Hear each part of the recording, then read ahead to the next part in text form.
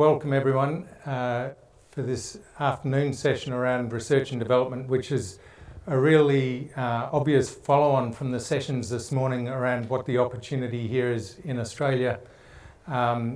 We've got a wealth of experience on the panel here with us, Tony, Philippa and Ian, that we're going to kick off with a bit of a fireside chat. And then we've got a series of 6 research projects that are going to be quick fire through with, and we'll hold Q&A over to the end. For this initial session, we're going to kick off with a bit of a discussion, but as per all of the other sessions, we're looking for questions from the floor or via the app, and we'll lead in and have a warm-up through that process.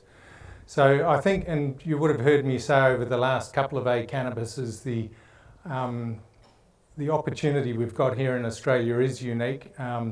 There's no doubt with a robust regulatory environment, and it's come up through all of the discussions so far, it really puts us in the box seat to take a leading role on the world stage in cannabinoid science and cannabis, medicinal cannabis, particularly with the US still being federally illegal.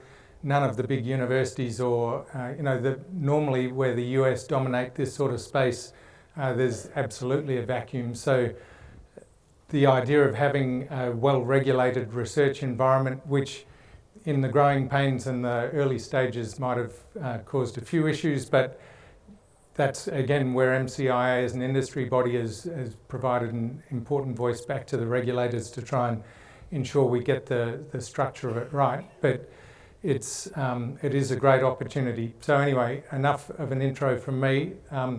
I'll start with you, Tony, if we can just talk about basic research and the importance of it.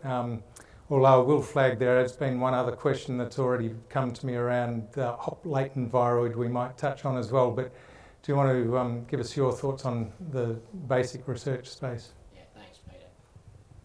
Is this working? Thanks, Peter, and thanks for Dorothy Dixer. Firstly, there's not a bit of an irony here in having a fireside chat, although I have to say it's freezing in these rooms, but we could use with a fireside at the moment. But and there's been a bit of irony, I think, though. But I'll commend the association, I think, on continuing with this stream from the beginning of the conferences and on highlighting research and development, because I think it is critical in all these sectors. And in particular, I think there's some distinct opportunities and benefits in Australia in this. I think that these benefits come, and I think the latent hop virus is an example of why you need R&D capacity in the country to deal with these sorts of things. So Australia has a rich history of research excellence in agriculture, in manufacturing and biomedical research, all the areas of the pipeline that we've been talking about over the thing. And the other benefit it has, it does actually give you a 42 cents on a dollar return on your investment in R&D from the federal government. If you spend the dollar, you'll get 42 cents back in it. So there's a rich history of research in the entire pipeline. There's government incentives to conduct the research. And, I think, regrettably, though, one of the things in Australia is the investment in R&D that's occurred by industry, and regrettable because I think this industry is following suit. And in a sense, the ones who are doing the heavy lifting in the industry are the local cultivators and manufacturers, and as we've seen over the last couple of days, they're in the minority here, and they're really playing in a pretty uneven playing field. We heard that this morning. So I think it's somewhat regrettable because the country as a whole spends about half of what the OEC does on R&D, and a lot of that, some of it is because of government lack of investment, but a lot of it's because of industry. So I think it's incumbent that we develop a model for funding. If we're going to have this supply chain we have in Australia that's developing, which I think, we've had the discussions this morning about which way it's heading as a concern. I just want to pivot for a minute, though, to COVID, to highlight some of the issues about the supply chains we were talking about this morning that a lot of people didn't raise. And there's a really interesting report around now saying that as a consequence of COVID, we really need to treat food as a national sovereign security risk. And I'll just put it in perspective when we were talking about supplies this morning. Australia produces twice the amount of food that we can eat. During COVID, we had 5 days fresh food and 14 days perishable food supply on our shelves. A lot of people don't realise that.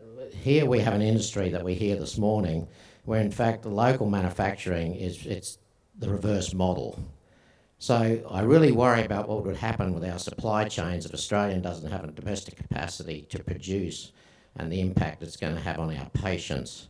So I think, for those reasons, I think it's a sovereign security risk. And if you look what's happened in a very established biopharmaceutical sector, where we had a CSL that makes vaccines, a giant. But in fact, what's happened since COVID is we now have 2 mRNA manufacturing capabilities being built here in Melbourne, one at La Trobe and one at Monash, even though we had that. So we've seen it there in that pharmaceutical market, which is a well-developed pipeline where Australia's really been a buyer of high-value products, except for CSL. Now seeing that we're establishing that manufacturing pipeline. And I think we have to do everything we can to maintain that pipeline here, and part of that everything is having the research and development capacity. We have a very strong history of research with viruses in Australia and with our crops, and the sustainability of our agriculture sector has been based on the research and development done in Australia for Australian varieties, for Australian conditions, and I think that we're really in danger of it, yet again, taking the easy path if we don't actually sort of take a grip here and sort of develop this pipeline here for the benefit of the patients at the end of the day, not just for all the industry players in the pipeline. Thanks, Peter. No, that's terrific, Tony. Should do. Philippa, just touching on the question of how do we fund R&D in Australia, and looking again at the framework we do have, can you give us some commentary around how emerging companies in this space who may not have had exposure to it before, how do they tap into some of the schemes that are available and should be valuable to us? Sure, thanks Peter, and thanks Tony. You mentioned the R&D tax incentive. So, for companies, especially startup companies who may not have a huge R&D budget, any R&D that you do, as long as it's bona fide R&D, you can claim 43.5% back as a rebate. So, you think that R&D is expensive, but in fact with that rebate it becomes quite reasonable, especially since you're also getting the outcome of the research. And in terms of, the research and the R&D you want to do, you probably need to think about, do you want to own that IP exclusively?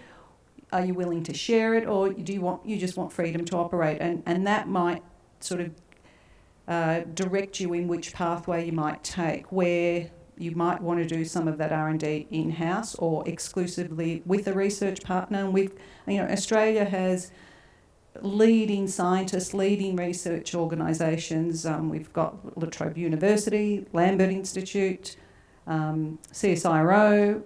We've also in Victoria, Agriculture Victoria, DPI New South Wales. Now, we've worked with all of these partners across the different sort of areas. Collaboration, you've heard it in previous talks in terms of the industry, but collaboration is key in the R&D space, and in fact, scientists are experts at collaborating. They go to experts in specific fields so that they can get a project moving forward. So, tapping into those pathways through the universities. The universities know how to raise grant money. They're experts there. They've got a whole team. You can tap into that. CAN has worked with a group, mainly New South Wales, DPI New South Wales, Southern Cross Uni, University of Newcastle, through a CRCP program, and that's where, as you're the industry partner, so you lead the project in a sense, but you can claim sort of access grant money for specific projects there. So there are various pathways there, and the return back to the company, not all research is going to have the outcome you want. But you develop relationships with the various partners who then know what your sort of interests are and come back to you with research projects. So we found that with CSIRO, we found that with AgVic, La Trobe Uni. And so I think there are many avenues there, and also be mindful of the R&D that you do in-house. Thanks, Philippa. Don't forget to put questions in on the app if you've got anything that comes to mind. Ian, I'm going to throw to you for a State of the Nation report on academic research in Australia, but that's pretty open-ended. You can wax. Yeah, well, I think we've a lot to be proud of. Winding back the clock, we were always top of the pops for but cannabis is bad research, so the National Drug and Alcohol Research Centre, world famous for telling us all about cannabis-related harms, even till this day.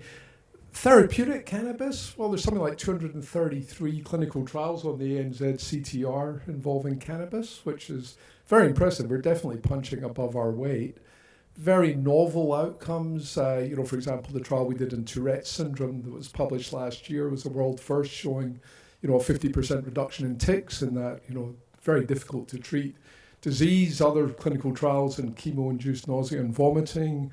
Origin here in Melbourne doing groundbreaking work with high-dose CBD in psychosis in young people, severe treatment-resistant anxiety in young people. Some major findings there of great clinical significance. So we should be very proud of that.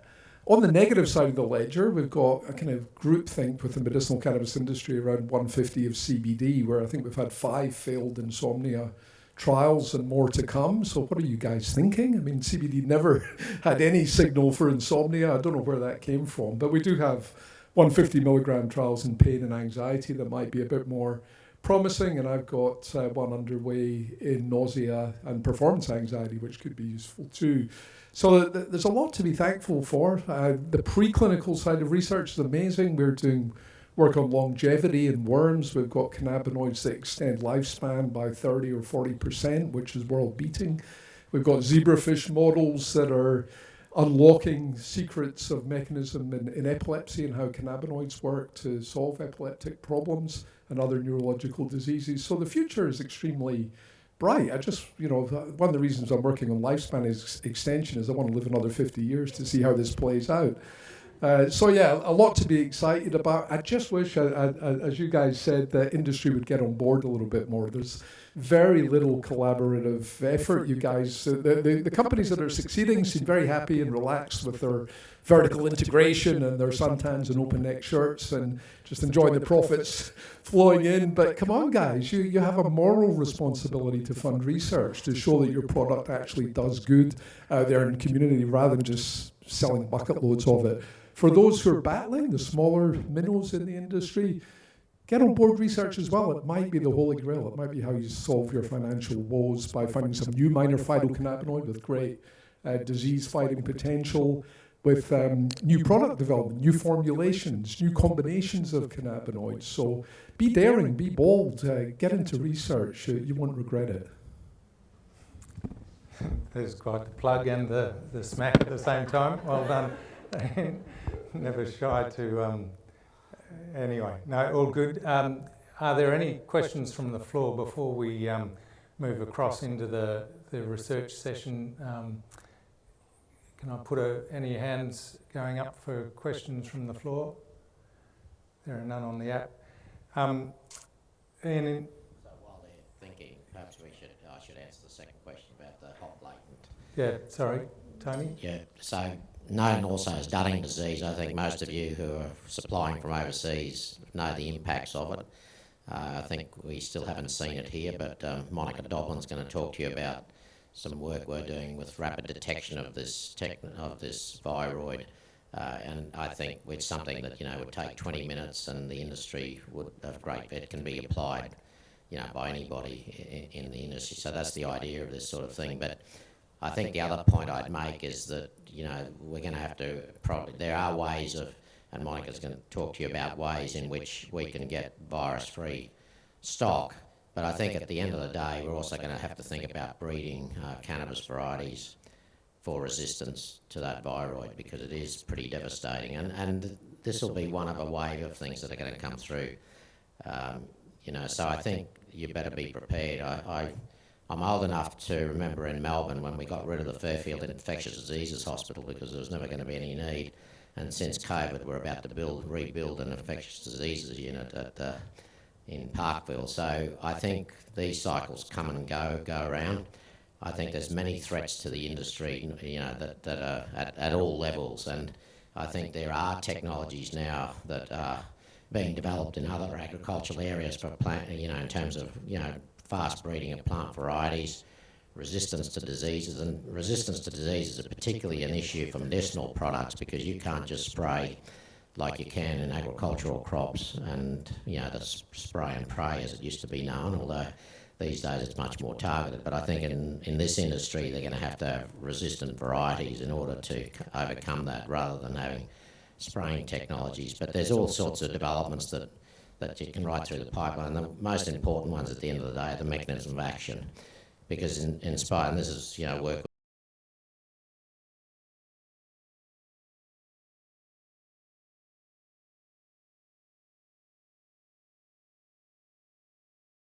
because really doctors are supposed to be, do no harm, and yet we are prescribing things that we've got to really have some caution around, and particularly for young people. There is evidence of psychoses there, and so I think, we need to understand these processes and understand the mechanisms of action, and then we can start to pull this apart and I think deliver products that are standardised and also efficacious, because at the moment I think the anecdotal evidence supersedes the experimental evidence by a long way.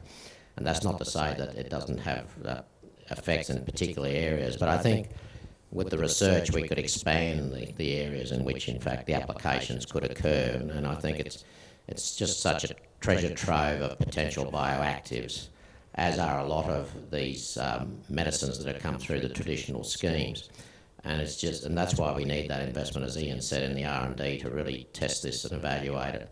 And that would also give, at the end of the day, gives most promise to the patients, but also lets the regulators relax a little bit too, so that they can see it. And I was about to make that point, that the regulator keeps saying to us, if only you'd get something registered on the ARTG and we could deal with it like a normal pharmaceutical, is exactly where we want to get to. The question of this research opportunity of how do we break the nexus of getting out of the unregistered medicine into registered medicines, and making that pathway pretty clear as to how and where we should tread. And there's a question that's come up that probably relates to this, which is, and it's Jennifer from the audience has asked, Ian, if I'm an investor wanting to fund research, where do I start? Well, I'll get my wallet out to be filled. But it depends where you're coming from. If a lot of investors in this area are actually philanthropic in their motivation, they might have a family member with a particular type of condition that they want to treat. I mean, depression. I mean, it's such a common disease. Maybe 1 in 5 Australians suffer from it at any given time. It's a third biggest indication now for medicinal cannabis. Do we have one clinical trial that shows cannabis is effective in depression? No, we don't. But there's an opportunity. We shouldn't necessarily see that as a problem. We all know that cannabis makes you laugh at stupid things, that it elevates your mood, that it makes food taste better. It has hedonic effects. Why is no one studying this? I mean, that's such a no-brainer for a clinical trial.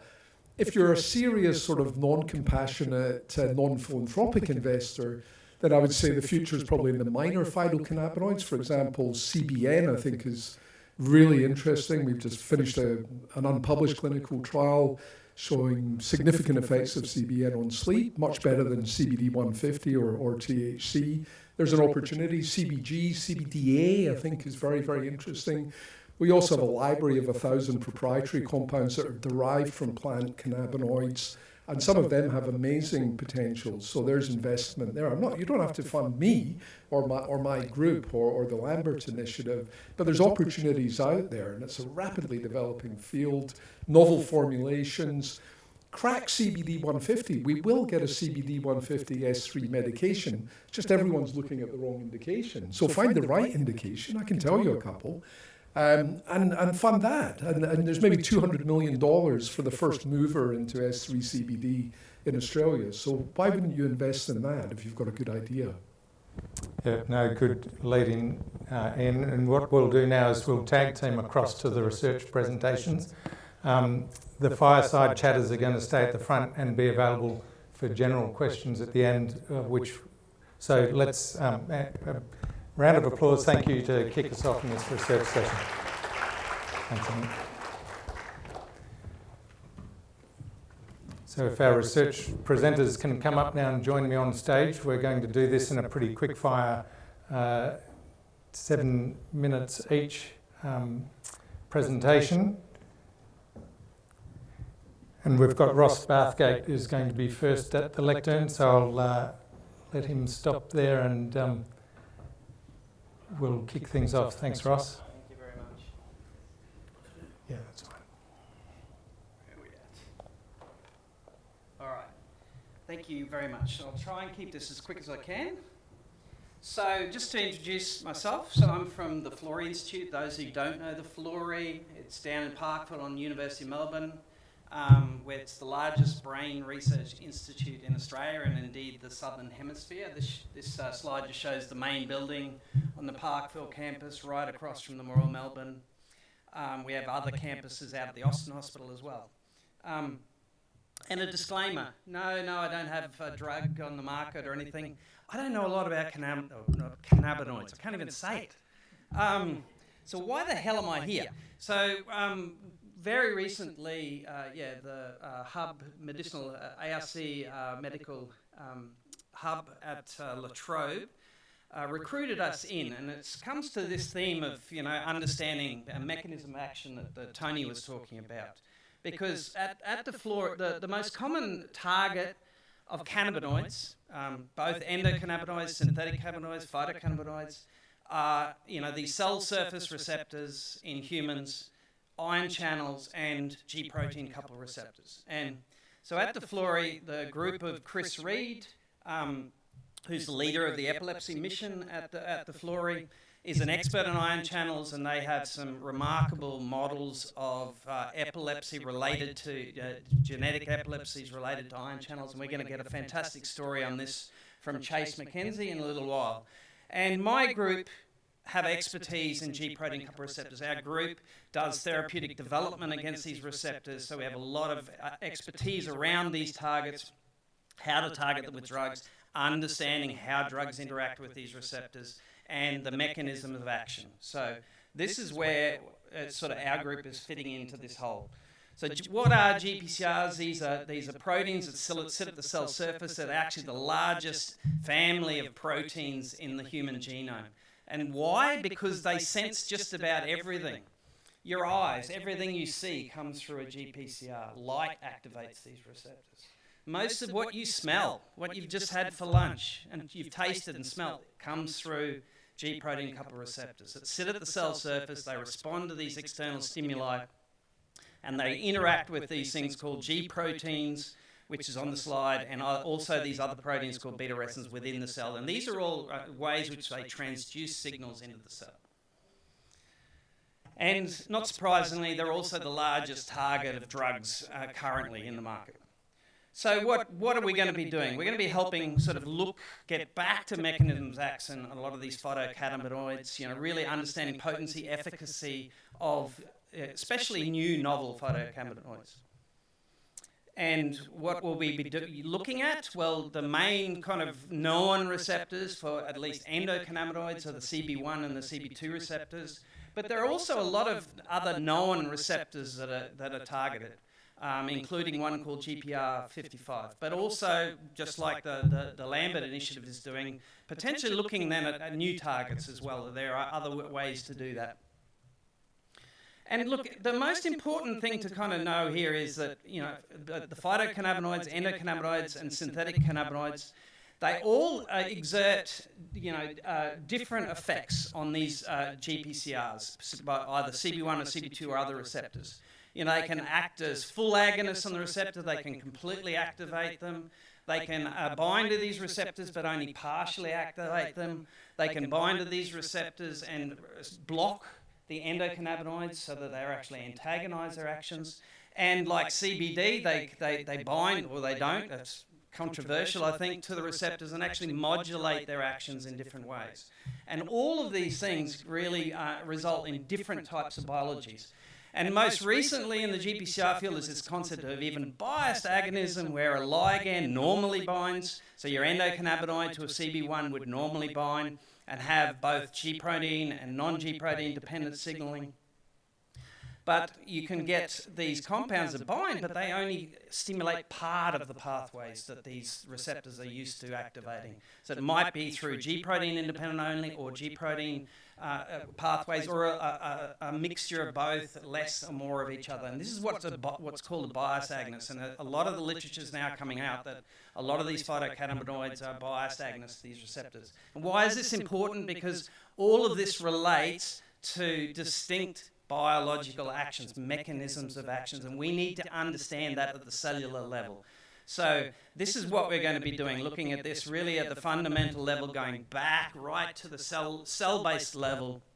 So taking simple cell systems, which we're used to running at the Florey, where we can express the receptors, the GPCRs of interest, and we can look at distinctly, do these compounds bind to these particular GPCRs? So you've got cells with the receptor, without. You can really show specificity. And then really look at the various signaling modalities, so, both G protein dependent, G protein independent.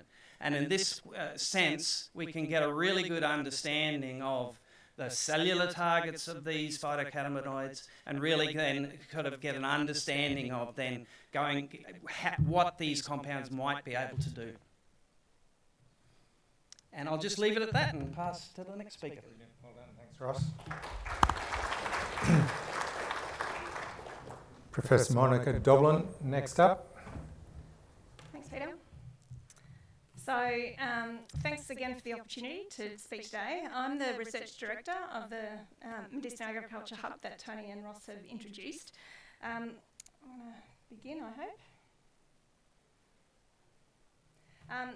So as Tony said, I'm going to talk a little bit more about the hop latent viroid, which is an emerging problem in Australia, and the way in which we're using biotech tools to address this issue. So what is hop latent viroid? It's a very small piece of RNA that is a pathogen that is endemic to hop. And so cannabis is in fact a non-host. So it infects cannabis, and the symptoms that it imparts, and the disease severity, are very genotype dependent. So you may or may not see an effect of this particular pathogen in cannabis. You can see some images that come from a paper which essentially describe this particular viroid in some detail. What you can normally see is, an effect on leaf architecture, and you get this curling of the leaves. It's estimated from a study that was done in 2019 that there's a significant amount, if you like, of cannabis or plants in California that are infected by this particular viroid. And it is now apparent that this is also a problem in Australia. So in terms of problems, Jess, if you're out there, what I can see on the screen, my notes are taking up most of the page. Can you just remove the notes, please? Thank you. I can't read it otherwise. So what tends to happen if your particular genotypes, cannabis genotypes, are sensitive to this particular viroid, is that you see a reduction in yield essentially, and that can essentially be both in the terpene and the cannabinoid content. But you may not see that at all, and in fact plants may be asymptomatic, but they're a carrier, a reservoir of infection for other plants. So that obviously that can still be a source of contamination in your facility. It propagates through, I guess, the tools in which you're using for cultivation, and it can be obviously within the material that you're receiving from imports, etc. And dried flower, of course, that importers may have. And as I said, it now has a foothold in Australia, so it could impact the industry severely. So solutions are that you need to test, and so I'm going to talk to you about a molecular test that we've been developing and quarantining that material. There are some treatments that you can use to rid or reduce the viroid load in your plant material. Everything from destruction to, I guess, chemical treatment, but those chemical treatments come at a cost. And may not be what you want to do if you've got therapeutics that you're delivering. So we can rid that plant material of the viroid by using what's called plant tissue culture, where we culture plants in vitro. And then we can test those and essentially maintain your germplasm viroid free. So I'll go through a little bit of what we're using as the tool to detect this pathogen. It's called loop-mediated isothermal amplification, or LAMP for short. And if people are sort of in the biotech space, they might have heard of a technique called PCR, or polymerase chain reaction. And this particular technique utilises the same approach. It's a slightly different version of that, and of the standard version, and it's essentially PCR on steroids, and you get a very rapid amplification of your target piece of nucleic acid, and so you can get a test result within 20 minutes. Uses a slightly different primer approach. Instead of 2 primers, you use more primers, and you use a heat block essentially to amplify your target. And so it becomes a very cheap technology, not a very expensive machine. It tolerates amplification with minimal sample preparation, and you can get various readouts, including turbidity, which is sort of a cloudiness to the solution. You can use dyes to look for the product, or you can use a real-time reader, such as this Genie 2 instrument that we have a couple of in the lab. I'm not sure it's obvious on the screen, but you get a visual readout on the screen, and so you can look at results in real time. In terms of its benefits, it's really the time to result, and also that it can be deployed in the field. So you can you can do this assay in your production facilities, have very high accuracy in a very, very short time, and also it's a lot cheaper. So this is what it looks like. This is Alex, one of our PhD students, who's supervised by Travis Beto in the Ag Biosolutions lab. She takes some root material, essentially homogenises it, does a quick extraction, and then puts it onto the instrument. And essentially this is sort of a readout showing that we can get rapid amplification. You can see that the time course at the bottom shows you that you can get a positive result within 5 minutes. Now this is just detecting RNA from cannabis material. It's not a positive result of the viroid. You watch this space. So tissue culture is the way in which we're going to help the industry in ridding, or at least reducing, the viroid load. And this is a technique where we can sterilise plant material and essentially grow that material on through the use of hormones and sugars and media in closed vessels. And then we can generate things like mother plants, or essentially crops that you can take out into your production facility. So the benefits are that you can essentially propagate disease-free material, you can produce a large number of plants in a short amount of time, you can safekeep your genetic diversity through this approach, and in fact, compared to standard cultivation, you've got very low maintenance costs. And essentially what we've been able to show is that we can actually maintain true-to-type plants, so we're not changing cannabinoid content from the initial genetics. Of course, the disadvantages are that you need a facility and equipment to do this type of work. You need trained personnel, and also, it's not necessarily easy to get tissue culture working for every cultivar. What it looks like is like this. We take material, so just nodal explants, we can grow those, we can take, the very tips of the plant, called the apical meristem, we can grow them, test whether they're viro-free, and once they are, we can essentially propagate that material and then put explants into the glasshouse.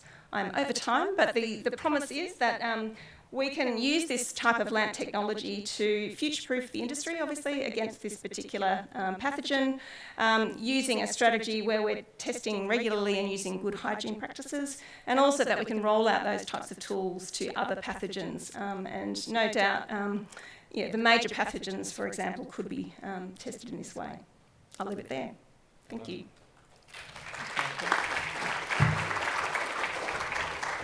Now we've got Daniel McCartney from the Lambert Initiative. Thanks, Daniel. Ooh, there's multiple green buttons. Okay. Oh, that's not my slides. Okay. That's my slides. All right.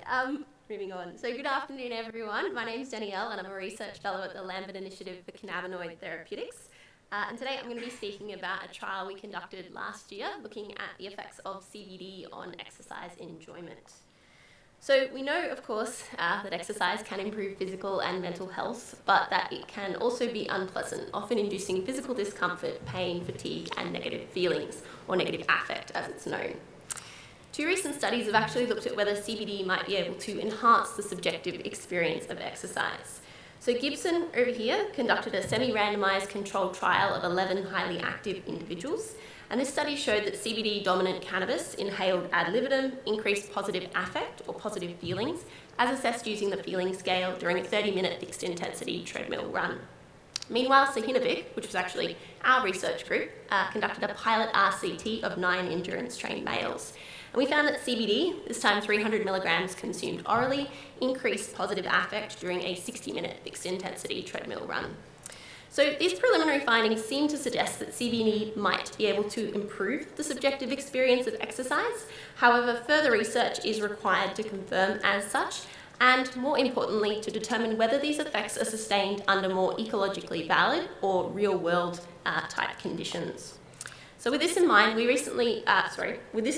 overall aim of the current study was to investigate the effects of CBD, this time consumed at the lower oral dose of 150 milligrams, on subjective responses to self-paced rather than fixed intensity aerobic exercise in recreationally active rather than well-trained individuals. And we hypothesised that CBD would enhance the subjective experience of exercise, as primarily evidenced by an increase in positive and decrease in negative affect, both during and following the activity. So we conducted a randomised, double-blind, placebo-controlled crossover clinical trial up at Griffith University on the Gold Coast. All Griffith University students studying exercise and sports nutrition were invited to take part, with those over 18 years of age and able to perform aerobic exercise generally eligible to participate. Participants received 150 milligrams of CBD or placebo in 2 soft gel capsules 90 minutes prior to exercise. And our primary outcomes were affective valence, as assessed using the feeling scale shown here, and positive and negative affect, which was measured using the positive and negative affect schedule. So participants arrived at the facility first thing in the morning, and we initially asked them a series of questions in order to make sure they were still eligible to participate and had complied with all of our standardisation procedures. They then completed a series of baseline assessments for receiving their assigned treatment. Participants then rested for 75 minutes, during which time we gave them some breakfast to consume, and then repeated their baseline assessments prior to undertaking exercise, which in this case was a self-paced 25-lap run around a standard athletics track, so 10 kilometres around an athletics track, as shown here. Something I haven't mentioned yet is that we basically conducted this trial over 2 big days, with all of the participants coming in and completing their first test session on one day, and then returning a week later to complete their second test session. And we were very lucky that the Gold Coast actually gave us almost identical weather conditions across both trials. We measured participants rated their affective state and perceived level of exertion at regular intervals throughout exercise, and then we once again repeated our baseline assessments following exercise and collected some additional ratings of sort of exercise motivation, self-efficacy, and enjoyment.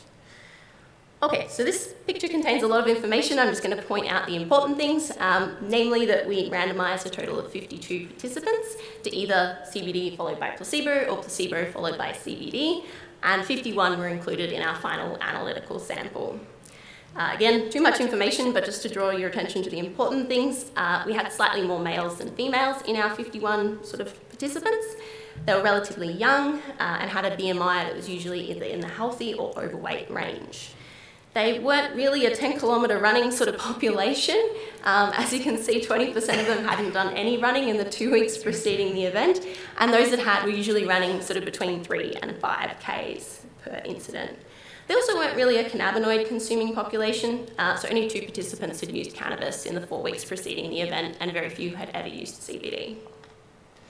Okay, so the first thing we looked at was whether CBD might be able to counteract some of the undesirable effects of exercise.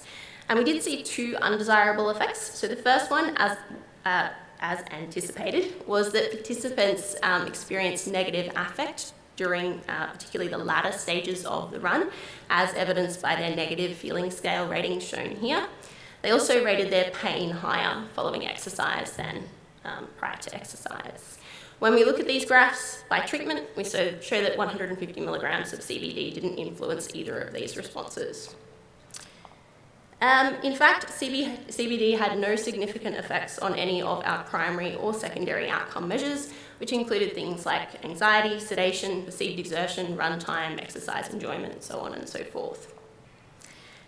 Finally, we had a look at what effect exercise had on some of these subjective measures and found that although exercise induced negative affect or negative feelings at the time of undertaking, it actually increased positive affect, decreased negative affect, and had a substantial effect to decrease anxiety sort of once it was completed. So, in conclusion, our study sort of seems to suggest that CBD, when taken at the relatively low oral dose of 150 milligrams, doesn't really enhance the subjective experience of self-paced aerobic exercise in recreationally active individuals, nor, however, does it appear to compromise it or exercise performance, as evidenced by runtime.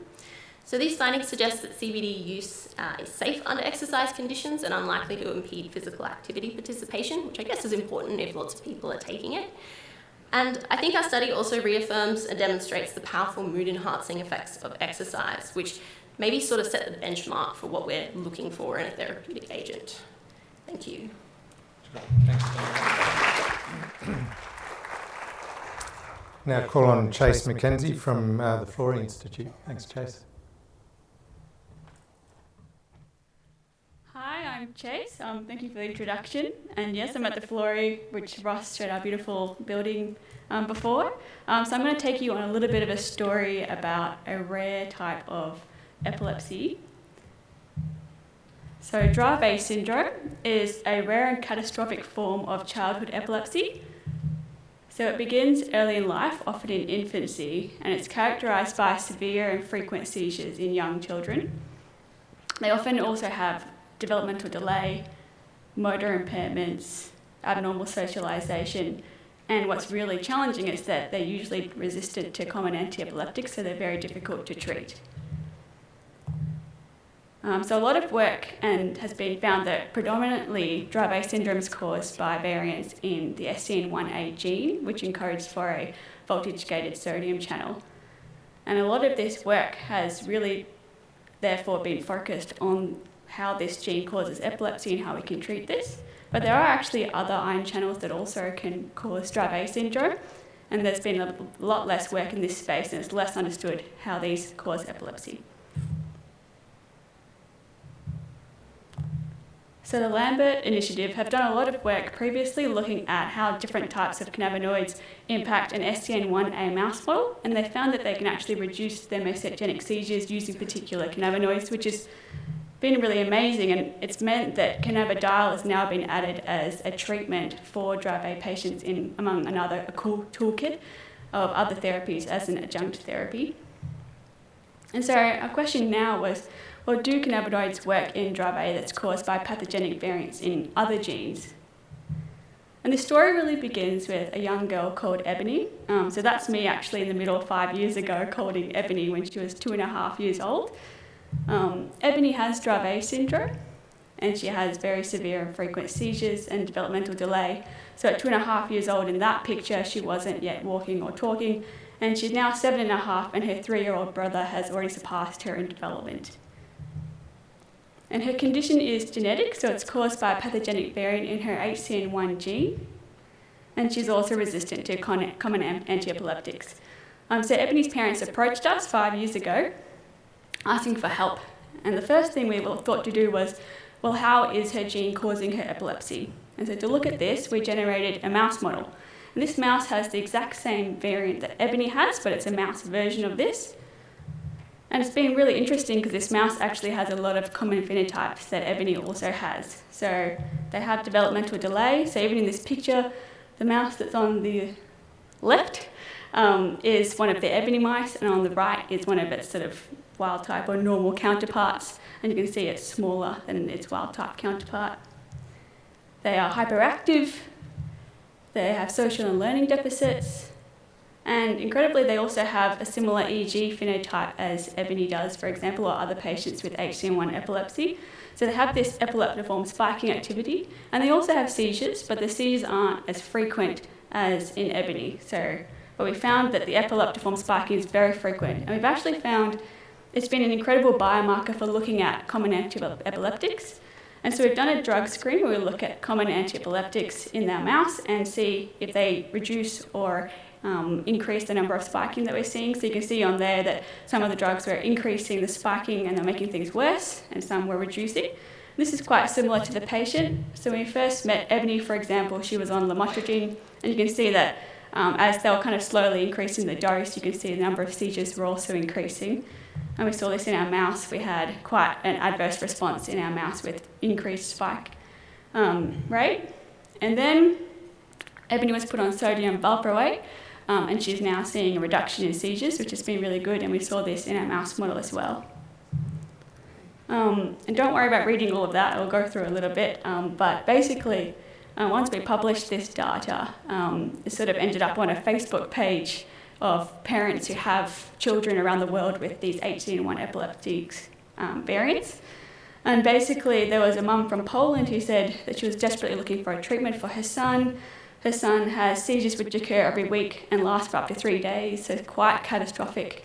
And another parent responded and said, well, we also have struggled with seizure control in their daughter. This family is in South Africa. But they saw our article and said, send it to their neurologist. And so their child was actually being treated on carbamazepine, which is one of the drugs we showed can make things worse. They moved the drug based on our data onto Epilum, which is also levetiracetam, which makes things better in our mouse model. And that child has been seizure-free ever since, so that's since December 2022, which is amazing. So it's really gratifying as a researcher to see a real-world, effect of what you do.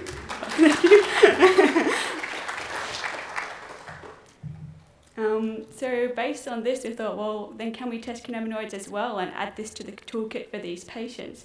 And we've really just begun this work, but I have a little bit of data. So we test vehicle first, of course, to make sure that we don't see effect of vehicle, which you don't, not significant, which is good. We did also test THC and didn't see any significant effects in the mice on spike rate. However, we did test as well, cannabidiol, and we see a significant reduction in spiking. So it's a really good start for us. And when we put it next to the original graph, you can see the level it reduces is similar to valproate, which works really well in Ebony. So overall, our mouse model has been a really robust preclinical model to test cannabidiol derivatives, and hopefully we can do some more work in finding out whether cannabidiol could be used as an adjunct therapy in Dravet caused by pathogenic variants in other genes. So thank you.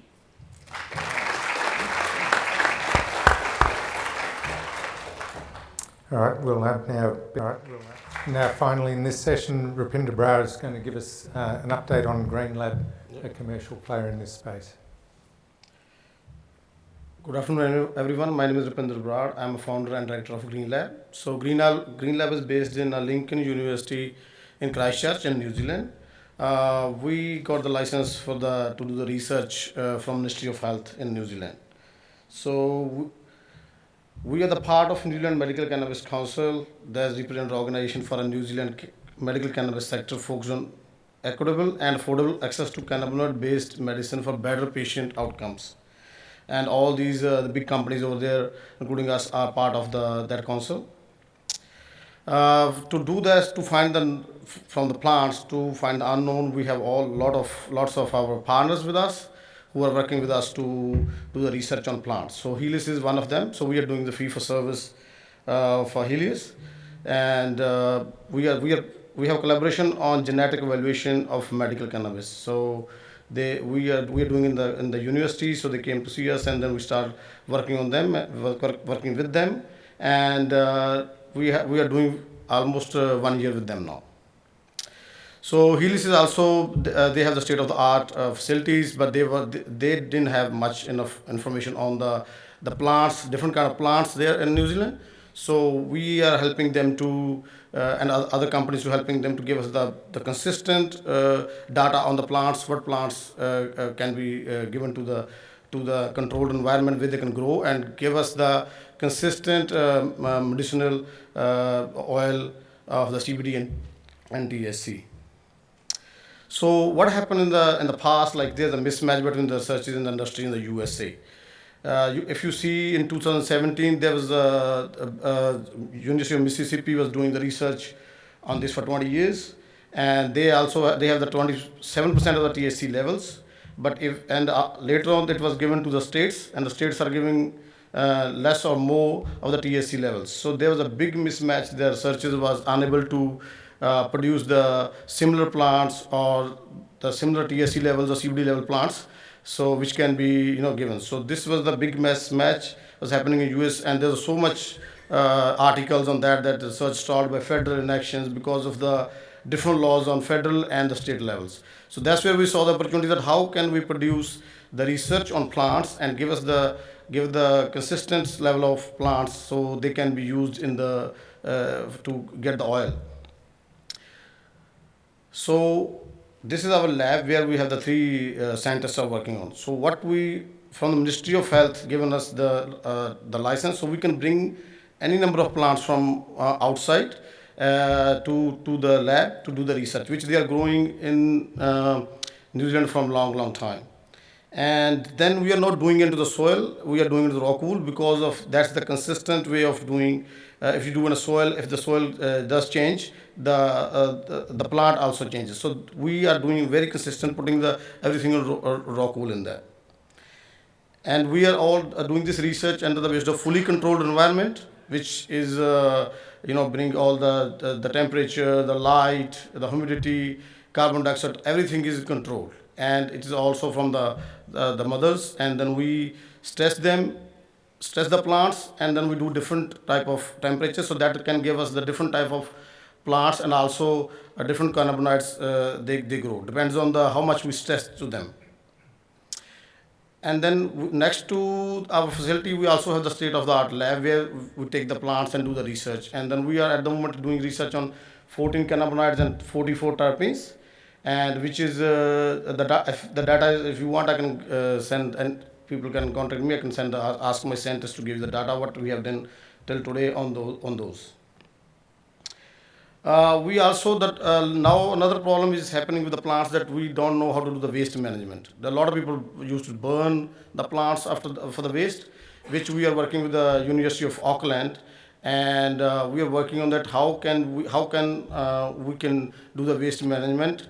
It might be used as later on without burning. What are the solutions for that? It could be animal feed, it could be fertilizers. So we have joined hands with the University of Auckland to do that, and our scientists are working on that. In the past, we also, if you can see, we have a lot of partners with us from Purple Farm from Canada. We also have Medipharma Labs, Valence. Also, we are now tied up with the universities in India, because there are so many plants in India which has not been, no one still find what's in there. So we are trying to research on those plants, and eventually we have to do the breeding project, which we bring so many plants together and try to get more cannabinoids or different cannabinoids. Like at the moment we have THCV and we have CBG. We are trying to find if we can do more breeding. At least, if not the new cannabinoids, we can get more maximum number of quantity in that. So, Green Lab uniqueness is we have the cultivars, genetics, germplasm, sessions not from New Zealand only. We have working on New Zealand, Australia, Canada, and India. So that's what our uniqueness is. So Lincoln University was the ideal place for innovation. They are the agriculture university. We are there from last 3 years, and our goal is, like I say, to be the center of excellence for the supply of germplasm with novel, high potential, high value active pharmaceutical ingredients (APIs) grown sustainably and safely for the global medicinal cannabis industry. So this can be of the new varieties with the high value APIs, and also how to do the waste solutions after we do the research or after we grow and use that, and also which can be the leveling and deep knowledge of regulatory environment and global market relationships. Thank you. We are also based in Australia. We have the office here as well, and anyone can contact us with our emails. Thank you very much. Terrific. That was excellent. Thank you. Now I'm going to call for questions from the floor. So hopefully we've got some roving mics and hands up. And there's also the app as well if anyone wants to put a question on that way.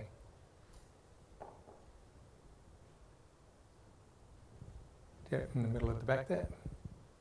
Hi, testing. Oh, yeah. Gabriel from EasyKind, formerly Citrus Quest on Reddit. I was just wondering if there was any chance of upcoming research with regards to terpenes, their pharmacology, and their interactions with cannabinoids. Anyone on the bench want to talk to that? And I think we've got a few itching in the front row here too, potentially. Thanks for the question. We are doing some work in terpenes. So we have all the kit to measure cannabinoids, terpenes, and any other compound within cannabis, and other plants. So it's not only cannabis that we're looking at. So we can have a further conversation if you've got an interest in cannabinoids. Yeah. And to the panel or to Ian at the front, linking that back to patient effect. Sorry, were you going to? Yeah. Sorry. Monica, any thoughts on how we link it through back to patients as well? Yeah, so I guess part of the work that we're doing with, I guess, our more clinical partners, so the Howard Florey with the Olivia Newton-John Centre, is that we're wanting to be more nuanced in the types of extracts we're testing. To the point around, is it just cannabinoids, for example, that might be having a benefit? We want to tease that apart. So as I said, we've got all the purification separation technologies, if you like, and we'd like to then apply them to a wide variety of germplasm to be able to separate cannabis compounds in a more nuanced way and be able to then test in vitro in the first instance whether they've got any effect. So we are geared up to do that work now. It's where we wanted to be a little while ago, but through partnerships and collaboration we're wanting to get into that space. So yeah, I hope we can deliver something to industry soon. Excellent. Thank you. Next question. Tony Dicker, I'm a clinician. My question is about the Dravet syndrome mouse. How far have you got in understanding the mechanism of action of these drugs and why it's actually stopping epilepsy and why it's stopping the spikes? That's a really good question. So in this mouse, like in this epilepsy in particular, we know exactly what causes epilepsy for those patients, but it's very different to what causes epilepsy in the SCN1A Dravet.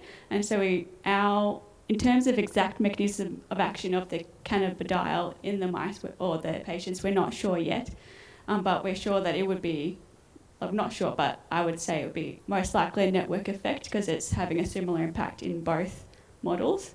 So that'd be my thought so far, but it's definitely something that I think, I know the Lambert Initiative are doing a lot of work in mechanism as well, and Ross will be doing as well. Well, I think importantly too, you've shown that it doesn't interact with the HN1 channel itself, right? So it is a net, and that's I think the key part is that your lab, Chris, is all set up to look at a lot of the other ion channel targets, a lot of the other targets, and the point about terpenes, flavonoids as well. All of these compounds, the compounding effects, are really important to look at, and that's the sort of things where Ian's been doing that for years. It's an important aspect of how this is working. Yeah. Next question from the floor, thanks. Bronte Jade from Nova Therapeutics. My question's two-part, and it was actually for the previous panel, but I believe you guys would be able to answer it. With the Dravet syndrome, is there much research going into CBD-A as it being more effective at a lower dosage than CBD itself? Where are we at with the research for that? And then my second question is, it seems like a lot of the research that's been underway already in Australia has been repeated overseas, and we're doing a lot of the same repeat studies instead of these more novels focusing on the minors. Why is that?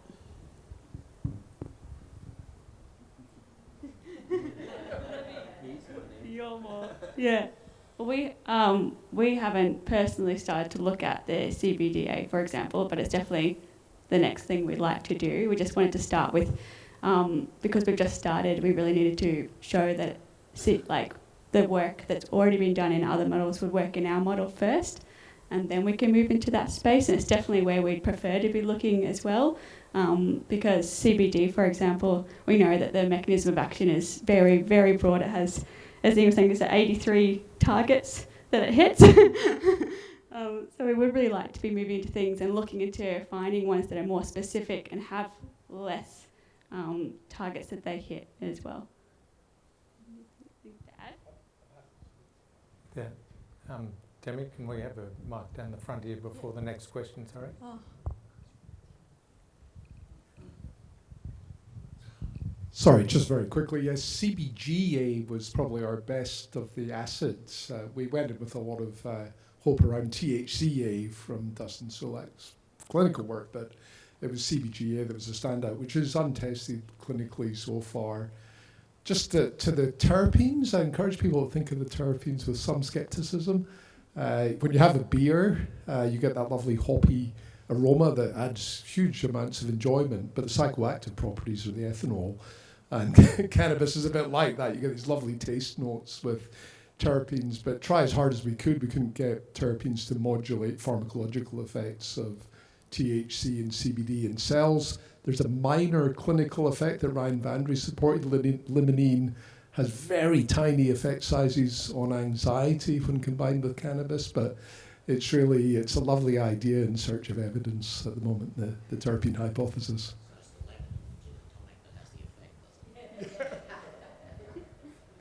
All right. Hi, my turn. Sorry, yes, stand up and introduce yourself. Thank you. Christine Hallinan from the University of Melbourne. Chase, keep your microphone on. It is? Yes. So it's about Dravet syndrome and CBD. You said it was potentially useful as an adjunct. What are you using as the adjunct? Is it Valpura? Oh, Epilim? Yep. Yeah, I think that would be the first step.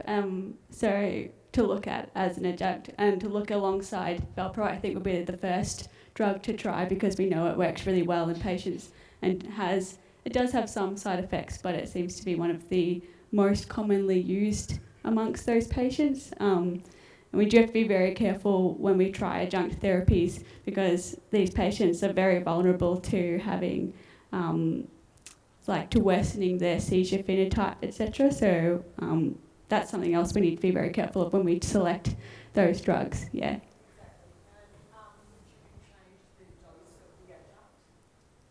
Yeah, I think we would certainly start at lower doses, and the patients have that too. When they're weaned on to drugs, so when they try these drugs, they start at very low doses too. So we can start there in our model as well, and see as we combine where the safe, most tolerated dose is.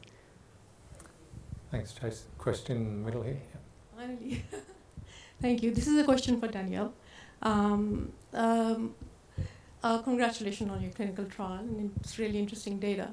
I have just a technical question. I was just wondering, what was the CBD capsules that you used? Do you have any feel for what was the absorbance in the body? What was the absorption? Like how much drug was actually absorbed in the body? Yes. So the CBD capsules we used were very kindly provided from Aveco Biotechnology Limited. Oh, I see. And they contained 75 milligrams of CBD, hence they took 2 capsules, along with would you call it a substance? A concoction called tocopherol phosphate mixture, which is intended to enhance the bioavailability of CBD. Yeah. And both of those sort of substances were dissolved in sort of an oil matrix. So basically an oil mixture enclosed in a soft gel capsule.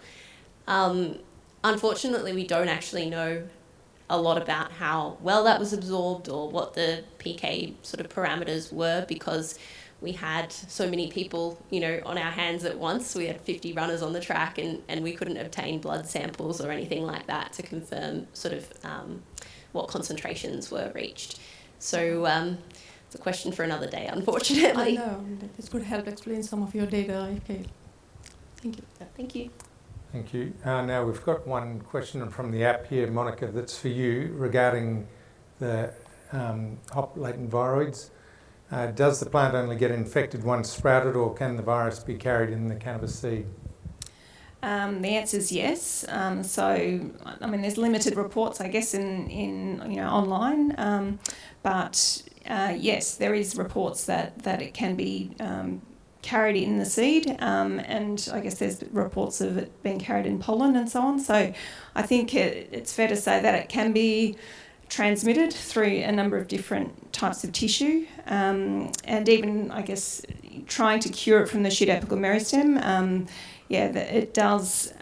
So the test that I described has a limit of detection, right? So we're talking sort of in the hundreds of copies, and so you could still have it present, if you like, in tissue, and so it's really a management sort of practice rather than a complete cure, because we really can't detect down to one molecule. So I guess it's we don't really know whether we're curing.